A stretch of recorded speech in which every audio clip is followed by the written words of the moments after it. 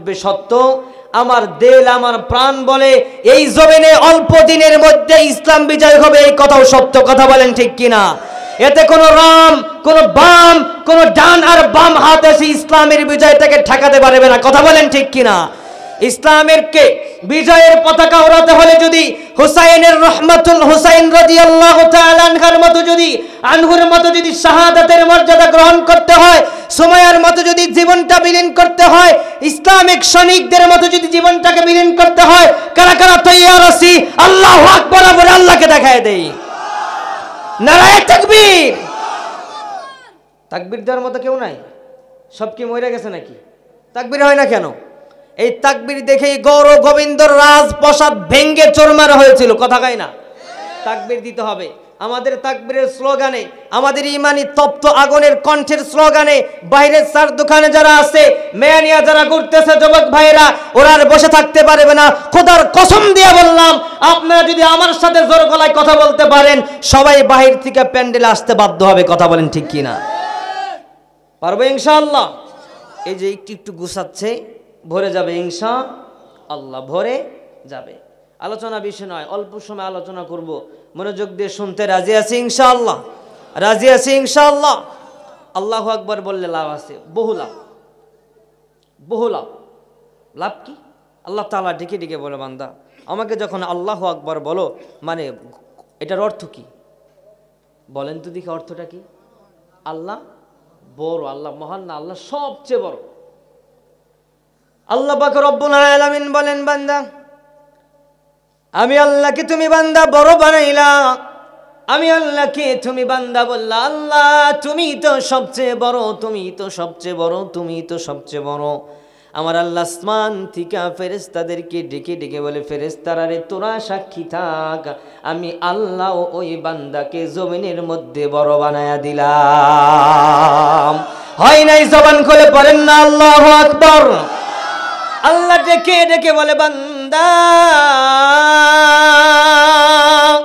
তুমি যদি আবার আমাকে আবার দ্বিতীয়বার আল্লাহু আকবার বলো, আবার যদি বলো আল্লাহ তুমি তো সবচেয়ে বড়, আল্লাহ তুমি তো সবচেয়ে বড়, আমার আল্লাহ তাআলা ফেরেশতাদেরকে ডেকে ডেকে বলে, ফেরেশতারা রে তোমরা সাক্ষী থাকো, তোমরা সাক্ষী থাকো। শুধুমাত্র ওই স্ত্রী বুড়িটির যেই ব্যক্তি আমি আল্লাহকে বড় বানাইছে, আমি আল্লাহ শুধু তাকেই বড় বানাইলাম না, আমি আল্লাহ ওর মা বাবা সহ আমি আল্লাহ ওকে বড় করে দিলাম। হয় নাই? জবান খুলে আল্লাহু আকবার। এইভাবে একজন উম্মতি মুহাম্মাদি যখন আল্লাহ তাআলাকে বড় ঘোষণা দিতেই থাকে, দিতেই থাকে, দিতেই থাকে, মা বাবার পরে দাদা দাদি, নানা নানি, এইবারে বংশ পরিচয় সহ দেশ সহ গ্রাম সহ গোটা বিশ্বের মধ্যে তার নাম ফুটে বড় করে দেয়। জোরে পড়েন না সুবহানাল্লাহ। বাংলাদেশের বড় বড় ওলামায়ে কেরাম যারা আছে, আগামীকাল আমির হামজা সাহেব আসবে, তাই না? এই আমির হামজা সাহেবের আজকের মাহফিলে দেখলাম যে পাখির মতো মানুষ দেখা যাচ্ছে। এত মানুষ এমনিতেই বড় হয়েছে, এমনিতেই তার এত সম্মান, এত মর্যাদা। খতিয়ান খবর নিয়ে দেখেন যে পাই টু পাই সবসময় আল্লাহু আকবারের জিকির করে, আল্লাহ তাআলার গুণগান গায়, বিদায় আল্লাহ তাকে গোটা বিশ্বের মধ্যে বড় করে দিয়েছে। কথা বলেন ঠিক কিনা?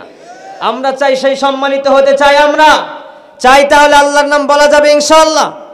পারবো ইনশাআল্লাহ? পারবো। সম্মানিত শুধু আমরা শেষ জামানার একজন উম্মত, এমন যুগে আমরা চলে এসেছি, এই যুগে আমরা কোনো নবী পাই নাই, আমরা কোনো পয়গম্বর পাই নাই, আমরা কোনো রাসূল পাই নাই, আমরা পেয়েছি সাধারণত শুধুমাত্র উলামায়ে কেরাম আর পবিত্র কোরআনুল কারীম আর হাদিস। কথা বলেন ঠিক কিনা? রহমাতুল লিল আলামিন জানায় উম্মাত, পৃথিবীর বুকে যতগুলো পয়গম্বর আমি আল্লাহ তাআলা পাঠিয়ে দিয়েছি, আমি পয়গম্বরদের থেকেও আমি আল্লাহ তাআলা উম্মতি মুহাম্মাদির মান মর্যাদা বেশি বৃদ্ধি করে দিয়েছি। জোরে পড়েন না সুবহানাল্লাহ। আমরা হইলাম সেই নবীর উম্মত, আখেরি পয়গম্বর, রহমাতুল লিল আলামিন, সরকারে দু আলম, শাফিউল মুযনিবিন। যেই নবীর উম্মত জান্নাতে না গেলে কোনো পয়গম্বর জান্নাতে যাইতে পারবে না, কোনো নবী রাসূলও জান্নাতে যাইতে পারবে না, কোনো সাহাবাই কেরামও জান্নাতে যাইতে পারবে না, কোনো ওলি আউলিয়া গাউস কুতুব জান্নাতে যাইতে পারবে না। আল্লাহ তাআলা জানিয়ে দিয়েছেন আমার রাহমাতুল লিল আলামিন আর তার উম্মত জান্নাতে যাওয়ার পরে প্রত্যেক পয়গম্বরকে জান্নাতে যাওয়ার সুযোগ দিয়ে বল সুবহানাল্লাহ। কেমন নবী আমরা পেয়েছি, রাহমাতুল লিল আলামিন। কিয়ামতের ময়দানে, হাসরের ময়দানে আল্লাহ তাআলার কাছে সুপারিশ করবে, রব্বে কারীম আমার সাহাবাই কারাম আমার নুরানি চেহারা দেখা মায়ায় পড়ে গিয়েছে, আমার সাহাবাই কারাম আমার জবানের মিষ্টি মিষ্টি কথাগুলো শুনে মায়ায় পড়ে গিয়েছে, সাহাবাই কারামগণ আমার ইসলাম প্রচারের ত্যাগগুলো দেখে তারা ইসলামের সুশীতল ছায়াতলে এসেছে। কিন্তু ইয়া রব্বাল আলামিন উম্মতি মুহাম্মাদিগুলো যারা আমাকে দেখে নাই, তোমাকেও দেখে নাই, আমার কাবা বাইতুল্লাহ আমার বাক্কা শহরেও আসে নাই, মদিনা শহরেও আসে নাই, তারা শুধুমাত্র কোরআন আর হাদিসের মধ্যে আমার কথাগুলো শুনে আমাকে মহব্বত করেছে, আমাকে ভালোবেসেছে। ওগো রব্বুল আলামিন আমি আমার ওই উম্মত ছাড়া জান্নাতে যাব না, আমি আমার ওই উম্মতদেরকে নিয়ে জান্নাতে যাইতে চাই। জোরে জোরে কন্যা সুবহানাল্লাহ। সাহাবায়ে কেরাম, তাবিঈন, খোলাফায়ে রাশিদিন, সাহাবায়ে কেরাম যখন রাহমাতুল লিল আলামিনের নুরানি চেহারা মুবারকের দিকে যখন তাকাতেন, হাদিসের মধ্যে পাওয়া যায় শত দিনের ক্ষুধা থাকলেও দিনকে দিন সাহাবায়ে কেরাম ক্ষুধার তাড়নায় না খেয়ে থাকার পরও রাহমাতুল লিল আলামিনের মায়াবী চেহারা দেখার সঙ্গে সঙ্গে ক্ষুধার তাড়না ভুলে যাইতেন। জোরে জোরে পড়েন না সুবহানাল্লাহ। হাদিসের মধ্যে রাহমাতুল লিল আলামিন জানায়, ও আমার সাহাবীরা রে, যেই দিন আমি সিদরাতুল মুনতাহায় গেলাম, যেই দিন আমি আমার আল্লাহ তাআলার সাথে মেরাজ করলাম, সুবহানাল্লাযী আসরা বিআবদিহি লাইলাম মিনাল মাসজিদিল হারাম ইলাল মাসজিদিল আকসাল্লাযী বারাকনা হাওলাহু লিনুরিয়াহু মিন আয়াতিনা ইন্নাহু হুয়াস সামিউল বাসীর। জোরে পড়ি আল্লাহু আকবার। রাহমাতুল লিল আলামিন সাহাবায়ে কেরামকে ডেকে ডেকে বলে, সাহাবীরা রে, আমি মেরাজে যাওয়ার পথে আমি আমার ভাই পয়গম্বর ইউসুফ আলাইহি ওয়াসাল্লামকে দেখলাম। আমার আল্লাহ তাআলা আমার ভাই পয়গম্বর ইউসুফ নবীকে এত সৌন্দর্য দান করেছিল, এত সৌন্দর্য দান করেছেন, এত সৌন্দর্য দান করেছেন, আমার দিল বলতেছে, আমার মন বলতেছে গোটা পৃথিবীর অর্ধেক সৌন্দর্য আমার ভাই ইউসুফ পয়গম্বরকে আল্লাহ সৌন্দর্য দান করে দিয়েছেন। জোরে জোরে পড়েন না সুবহানাল্লাহ। হাদিসের মধ্যে পাওয়া যায়, তাফসীরের মধ্যে পাওয়া যায়, পয়গম্বর ইউসুফ আলাইহি ওয়াসাল্লামের সৌন্দর্য চেহারাটা দেখার কারণে জুলাইখা সহ তার দাসী সহ যতগুলো নারী ছিল তার চেহারার দিকে তাকায়া থাকতে থাকতে আপেল অথবা যেটাই কাটতেছিল সেটা ওভারটেক করে আঙ্গুলিগুলো কেটে দিয়েছিলেন। সুবহানাল্লাহ।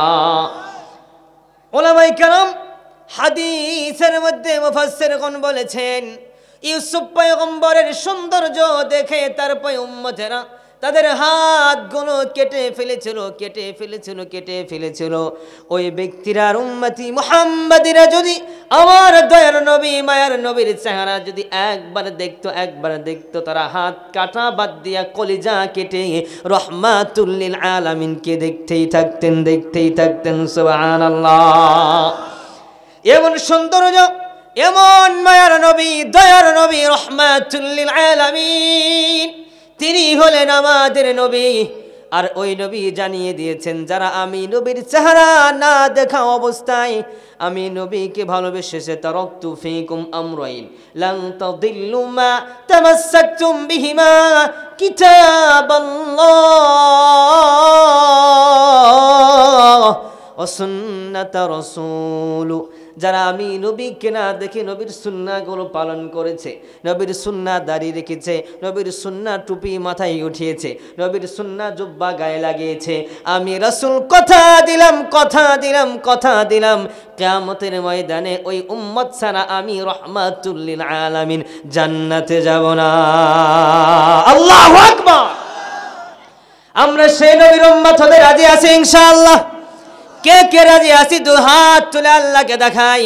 আল্লাহ তোমার বান্দার হাতগুলো দিয়েছে তুলি। আল্লাহ তোমার সমস্ত বান্দাদেরকে আল্লাহ নবীর আখিরি পয়গম্বরের একেবারে সাচ্চা উম্মত হওয়ার তৌফিক দান করে দাও। সকলে বলে আল্লাহুম্মা আমিন। নবীর উম্মত তো আমরা হইছি, শুধু শুক্রবারে নামাজ পড়ার উম্মত, কথা কয় না? হ্যাঁ, শুক্রবারে নামাজ পড়ার উম্মত, আর মিলাদ আসলে জেলাফি খাওয়ার উম্মত, কথা কয় না? কষ্ট পাচ্ছেন? হ্যাঁ, আপনাদের কবরস্থান একটু ব্যাক সাইড, এই সাইড, আমাদের সুদামপাড়ার কবরস্থান আরো ব্যাক সাইড, ঠিক না? দুঃখ লাগে। আসরের নামাজের পরে জানাজা আমি অনুষ্ঠিত হয়েছি, পড়েছি। আসরের নামাজের পরে জানাজা, দক্ষিণ পাড়ার মানুষগুলো হেঁটে হেঁটে সুদামপাড়া উত্তর পাড়া গিয়া জানাজার নামাজ আদায় করতে পারে। জানাজার নামাজ আদায়ের শেষ দিক। আমি আমার গ্রামের কথা বলতেছি, আপনাদের গ্রামে এমন আছে কিনা একটু হিসাব মিলাবেন। আবার কইবেন যে হুজুর আমাদের গ্রামের খবর তুমি জানলা কেমনি, তাই না? হিসাবটা একটু মিলান। আসরের নামাজের পরে জানাজা আদায় করে, দাঁড়ায় দাঁড়ায় জানাজা আদায় করে মাগফিরাত কামনা করে, উত্তরপাড়া মসজিদে আসতে আসতেই সলাতুল মাগরিবের আজান দিয়ে দেয়। মাগরিবের আজান শুনে মাগার ওই ব্যক্তি মাগরিবের নামাজের জন্য মসজিদে যায় না, এমন পরা কপাইল্লা আছে না নাই? এ বাজান আছে না নাই? ওভাবে জানাজার নামাজ আদায় করছি, বড় বুজুর্গিগিরি হয়ে গেছে, ঠিক না? কিন্তু জানাজার নামাজ আদায় করলে কি কাল কিয়ামতের ময়দানে আল্লাহ কি তোমাকে জিজ্ঞেস করবে জীবনে কয়টা জানাজার নামাজ তুমি আদায় করছো? আল্লাহ জিজ্ঞেস করবে জীবনে জুমার নামাজ কয়টা আদায় করছো? আল্লাহ জিগাবে ঈদের নামাজ জীবনে কয়টা আদায় করছিল, বুঝে না, এটা জিজ্ঞেস করবে, এটা জিজ্ঞেস করবে। এদিকে লোক কয় না, মানে এরা খালি এই নামাজই পড়ে আর কিছু পড়ে না। আল্লাহকে জিজ্ঞেস করবে। আল্লাহ কি জিজ্ঞেস করবে? আউয়ালু মা ইউহাসাবু বিহিল আবদু ইয়াউমাল কিয়ামাতিস সালাহ। ওই যে কিয়ামতের ময়দানে আল্লাহ জিগাবে না মাদ্রাসায় কয় টাকা দান করলা, মসজিদে কয় টাকা দান করলা, কয়টা জানাজার ইমামতির মুসল্লায় দাঁড়িয়েছিলা, কয়টা জানাজার নামাজে তুমি দাঁড়িয়েছিলা, কয়টা ঈদের নামাজ তুমি আদায় করলা, কয়টা তোমার নামাজ তোমার জিন্দগিতে আদায় করেছ। আল্লাহ সর্বপ্রথম এটা জিজ্ঞেস করবে না। আল্লাহ জানালেন সর্বপ্রথম জিজ্ঞেস করব তোমার জিন্দগিতে 5 ওয়াক্ত নামাজ আমি আল্লাহ দিয়েছিলাম, এই নামাজটা তুমি কতবার আদায় করেছো? কথা বলেন ঠিক কিনা? এই নামাজ জিগাবে।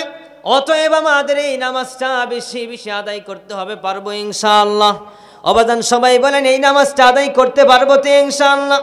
রহমাতুল লিল আলামিন হাদিসে মুবারকের মধ্যে জানালেন, আমি দয়ার নবী মায়ার নবী সাল্লাল্লাহু আলাইহি ওয়াসাল্লামের চেহারার দিকে তাকায়া তাকায়া বেঈমানগুলো ইসলামের সুশীতল ছায়াতলে চলে এসেছিলেন। ওই যে মক্কাতুল মুকাররমায়, আমি ইতিহাসগুলো পড়েছি, মক্কাতুল মুকাররমায় সর্বপ্রথম রহমাতুল লিল আলামিন যখন লা ইলাহা ইল্লাল্লাহু মুহাম্মাদুর রাসূলুল্লাহ সাল্লাল্লাহু আলাইহি ওয়াসাল্লাম সর্বপ্রথম রহমাতুল লিল আলামিন যখন কালেমার ঘোষণা শুরু করলেন, ওই সময় কালেমার দাওয়াত প্রচার করার সময় আবু জাহাল, উতবা, শাইবা, মুগীরা তাদের মাথাগুলো গরম হয়ে গিয়েছে, তারা টেনশনের মধ্যে পড়ে গিয়েছে। হজ করার জন্য, তওয়াফ করার জন্য মক্কাতুল মুকাররমায় অন্য অন্য রাষ্ট্র থেকে যখন লোকজন চলে আসে, আবু জাহেল, উতবা, শাইবা, মুগীরা এরা ডেকে ডেকে ডেকে দিলে হাজিদেরকে বলে তোমরা ওই দিকে যাও না, তোমরা ওই দিকে যাও না, ওই দিকে গিয়া দেখো একজন পাগল আছে, নাউজুবিল্লাহ, একজন নাফরমান আছে, একজন পাগল আছে, একজন কবি আছে। ওই ব্যক্তির কথা যদি শোনো একবার আটকা পড়ে যাইবা, ওই ব্যক্তির দিকে তোমরা যাও না।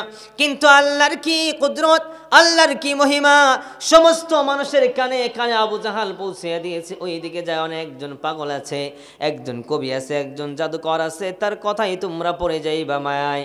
আল্লাহর কুদরতের ইশারায় সমস্ত হাজিরা চিন্তা করলেন, একজন পাগলকে দেখে দেখে মক্কা মক্কা শহরের বড় বড় নেতারা বড় বড় লিডাররা ডরাইছে, ভয় পাইছে। তাহলে কি হলো? ওই পাগলটাকে দেখতে যাই। যেই সময় রহমাতুল লিল আলামিনকে দেখার জন্য গিয়েছে, যারাই রহমাতুল লিল আলামিনকে দেখতে গিয়েছে তারাই তার হাতে হাত রেখে কালেমা পড়ে লা ইলাহা ইল্লাল্লাহু মুহাম্মাদুর রাসূলুল্লাহ। প্রত্যেকেই হাতে হাত রেখে কালেমা গ্রহণ করে ইসলামের সুশীতল ছায়ার নিচে আশ্রয় নিয়েছেন। সুবহানাল্লাহ। আমরা তো সেই নবীর উম্মত। নবী না দেখলে কি হবে? নবীর উম্মত হিসাবে দাবি করতে পারি তো। নবীর সুন্নাহগুলো আমল করবো ইনশাআল্লাহ, আমল করবো ইনশাআল্লাহ। আল্লাহ পাক রব্বুল আলামিন আমাদেরকে আমল করার মানার তৌফিক দান করে। সকলে পড়ি আল্লাহুম্মা আমিন। ওয়াফাকানাল্লাহু জামিআন আন না'মালা বিমা সামি'না। কেউ যদি আমার কথায় কষ্ট পেয়ে থাকেন দয়া করে ক্ষমা করবেন, আমার জন্য দোয়া করবেন। আসসালামু আলাইকুম ওয়া রাহমাতুল্লাহি ওয়া বারাকাতুহু।